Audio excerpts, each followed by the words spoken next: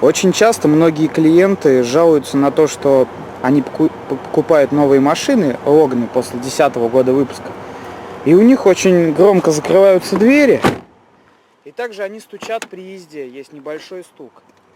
Это связано с тем, что завод Автофрамус всячески с каждым годом пытается удешевить производство своих автомобилей на мелочах.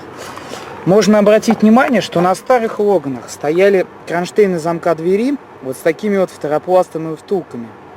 А после года стали ставить просто металлические кронштейны.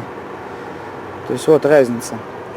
Если у вас стоят вот такие вот, вы либо можете воспользоваться колхозным методом, там некоторые наматывают изолент, но это все временно и не очень качественно. Лучше поставить, купить на разборе вот такие вот. У нас вот в магазинах во многих имеются, они в среднем стоят 100-150 рублей от старого Логана. Даже если небольшой тут износик такой есть, это ничего страшного, будет лучше, чем ваш. Откручивается он торексом на 40, просто откручиваете и меняете. Дает очень хороший положительный эффект при замене.